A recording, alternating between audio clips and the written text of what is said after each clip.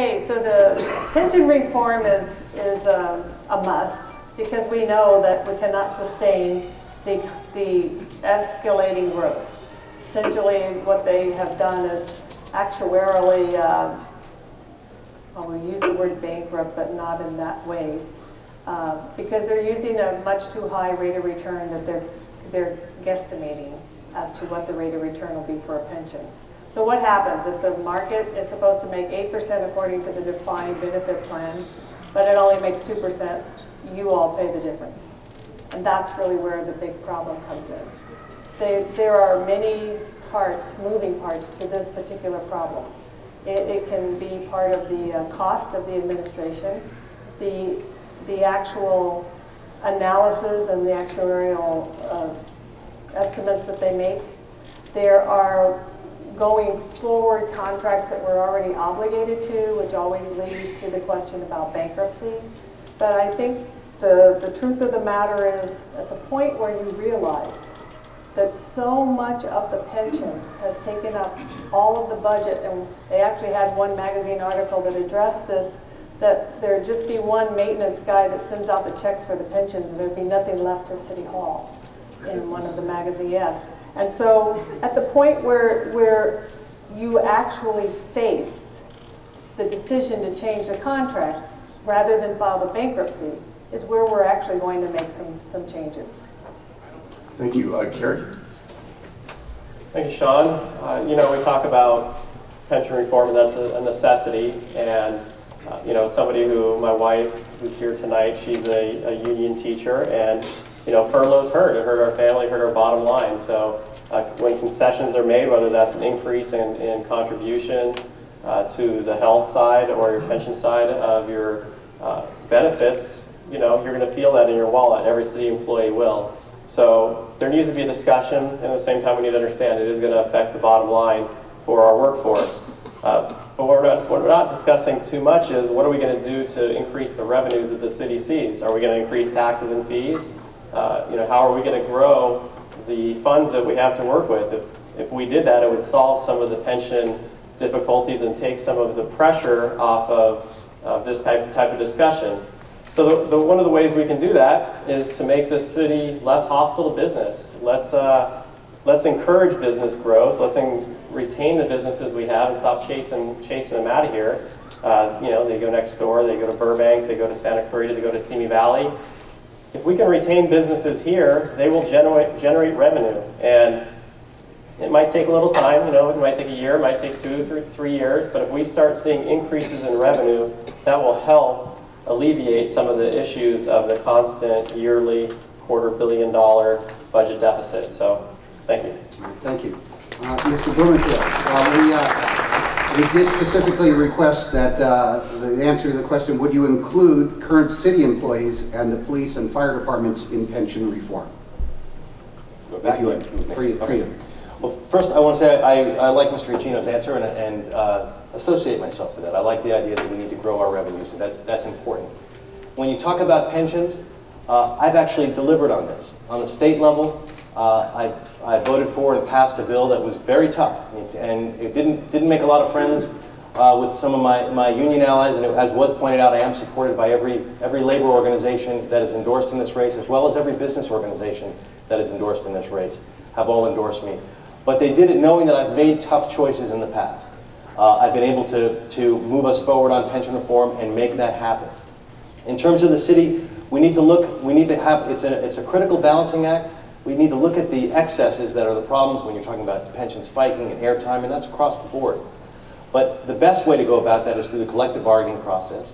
I've talked with some of the key leaders, and I think I can play a very effective role in making that happen across the board. I've talked with the head of the Police Protective League about this issue, talked with firefighters about this issue. This is something that if we come together, we can move forward on. But I also, one last point, which is, sometimes this issue is used as a scapegoat. This is not the cause of our major budget problems. And it's important for us to realize that. Even if the Reardon plan had gone into effect, it wouldn't have actually caused us any savings for a decade or so. And so it's important when we're looking at our budget crisis to really keep our eye on the ball, to deal with the pension issues, to deal with liability issues, but also to not create scapegoats and really focus on the budget at hand. Mr. Pressburg, specific pension reform, please. Mr. Blumenfield, you're wrong. The pension problem is the cause of our budget deficit. We have a budget deficit each year, and we've had for each year of approximately $200 to $300 million, and that's projected to continue for the next several years. And we pay in $800 million every year. By the way, next year the CAO is projecting that it's going to be over $900 million.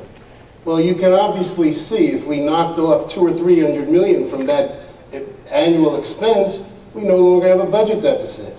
We might be able to even start to work on the 10-year backlog of our street repairs.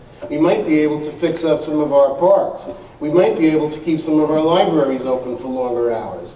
I'm afraid, Mr. Blumenfield, you haven't said anything, but I'll tell you what I've said publicly, and it's on my website. We must reform the pension plans. We must include both sworn and unsworn, and we must include current employees. And by the way, I'm a city employee. I certainly hope there'll be a pension system left for me to get a pension from. And if that means that I have to pay in more now and expect a little bit less later, well, I think that's what we have to do to save this system.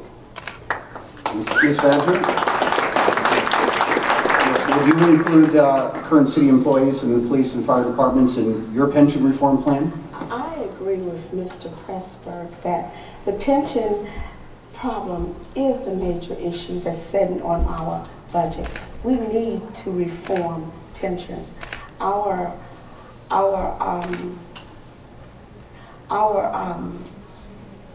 labor and management, we have to come together in order to reform this pension. We just can't keep kicking it down the road and expect something to happen. Pension reform is the major thing that's sitting on our budget, and it has to be reformed ASAP. Thank you. Next question. The county is studying a storm water fee or tax of $54 per real estate parcel. What do you know about it, and do you support it? Let's start with Mr. Pressburg this time. Well, I'll concede right away that I don't know a great deal about the county proposal. I did take a quick look at it. It looks to me like something that reminds me of what our own city council does, or what I like to refer to them as the silly council.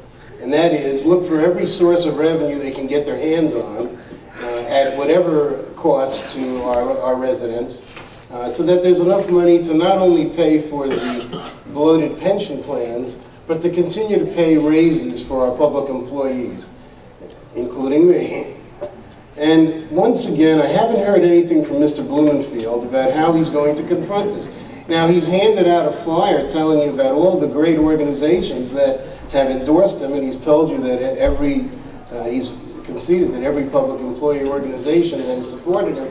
I'm just going to be specific and tell you that that includes the organization AFSCME and SEIU, who are the major representatives of the city employees and the teachers. And I didn't even go to those interviews that they had, because the questions that they sent out were so insulting. And I'll get into that in a moment, but I think he's got to explain what he promised to them in order to get those endorsements. Mr. Icino, what do you know about the stormwater fee? Can I respond to Please. that sort of ad hominem attacks, which is, yes, I'm endorsed by teachers. Yes, I'm endorsed by firefighters. Yes, I'm endorsed by police. I didn't promise anybody anything. In fact, these folks know that I passed a very tough pension reform bill on the state level against their wishes. Passed a workers' comp, which the firefighters does anyone here really think that those are tough bills that he passed? I wish I could have my time, and then he can speak afterwards. We'll take about 20 seconds on this. These questions we will get to, I promise. But I mean, I'm not embarrassed by having their support, nor am I embarrassed by having all the business community support. When you talk about trying to make tough choices, you get people to support you because they've seen you in action and they know that you're fair. Not because you promise anything, but because you work hard, you bring coalitions, you build coalitions, and you make things happen. That's what I've done in the past, how I've delivered on the state level, and that's how I would deliver when I'm if I'm in the city council. We will go back to that. Mr. Icino, back to the stormwater fee. What do you know about it? I'd just like to say, before I get to that, that I'm also endorsed by plenty of firefighters, police officers, and teachers. I'm against the increase in the parcel tax. I haven't had a chance to examine it thoroughly by any stretch, but I just look at the overall picture. In the last few years, we've had an increase in trash fees, we've had an increase in the DWP rates, we've had our golf fees have increased if you golf, our park and recs fees have increased if you like to camp. We've had an increase at the state level of sales tax, where there was a proposal possibly the local sales tax going up as well for the city. You know, at some point, there's a reason that we chase people and business out of this city. And it's simple, because we increase this stuff exponentially every year. It's something else. Are we going to blame the teacher, or are we going to say we need to save the teachers this year? Let's put a tax. We're going to save the firefighters this year. Next year it's LAPD, and then we start the circle all over again. So I'm against it. Thank you. Ms. Badger, stormwater tax. I agree with Carrie that we are being taxed and feed to death without doing due diligence to looking at other revenues that the city may have. If I were to be asked today whether I would support a parcel tax, I would say absolutely not. We are in an economic situation, and we are being asked we're being pushed to the edge. Enough taxes. Enough taxes. We need to find the revenue that is in this city. As a matter of fact, 2 of our controllers have done assessments and found over $164 million that need to go into our budget. So why continue to tax the taxpayers? We're already struggling. So no, I would absolutely agree with Mr. Alcina that an increase in parcel tax would not be something I would advocate for. Ms. Pearson, same question. Okay, so the parcel tax is a uniquely unfair tax because if you own 2 lots, 2 parcels, you pay double. And that becomes inherently unfair. It's also unfair because it doesn't affect all taxpayers equally. If you don't own a house, you don't pay. So this becomes a very touchy issue. We have people, you know, we have, especially from the West Valley, we have populated Calabasas, Westlake, Agora Hills, because everybody who lives here went there. When I try to get people, can you vote for us? Oh no, we live out of the area.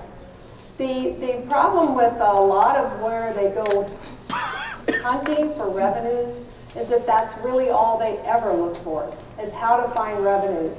If you understand that their accounting systems are still manually handled and no one is bothered to even put systems in that work, you have to wonder, what are they really thinking? Because that is not thinking. That is just being impractical at your expense. And Mr. Silverstein. Well, I'm not going to stand up and say I believe we should poison Shamu. Not the case.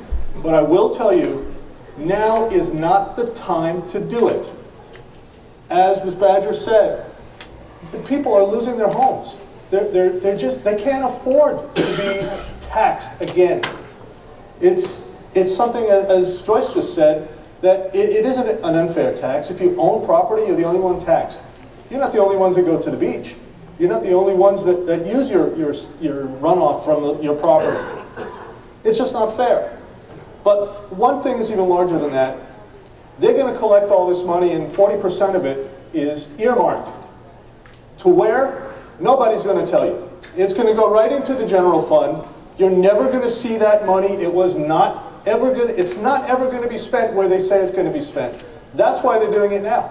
Because they're saying it's a philanthropic tax. It's not. They're just pumping up the general fund again. Thank you. Mr. Blumenfield, 30 seconds, stormwater tax, please.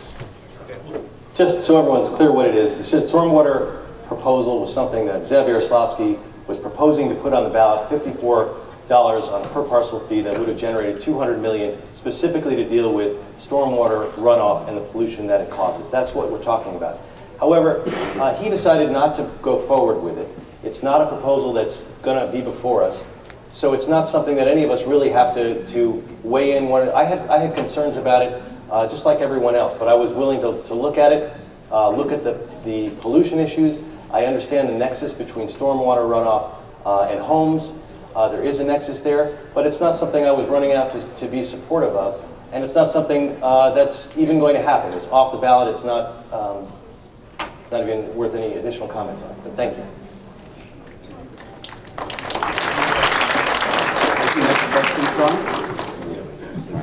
Okay, there we are. All right. Do you believe that we should eliminate the gross receipts tax? One. And other than that, what specific measures would you implement to keep businesses in Los Angeles? And if you can, be as specific as you can, what would you go about, how would you go about attracting new businesses to the city of Los Angeles? And we'll begin with Joyce Pearson. Okay, the gross receipts tax is your business license tax. All of you are supposed to pay it. They usually come and visit a building, and you have an office there, and they knock on your door to see if you have that posted and see if you paid. Or now they also hooked up to your income taxes. If you're Schedule C, self-employed person, they can find you that way. The gross receipts tax, at least from the study that was recently done, our rate is the second highest in the state. And since we have the highest anywhere, the second highest probably in the nation, only Santa Monica's higher. So when people have a choice, once again, especially the ones in the West Valley, a professional, an attorney, an accountant, and an engineer, they all say, when they're talking to their broker, he says, why are you here? You can go to Calabasas and pay half the business tax, a quarter of the business tax.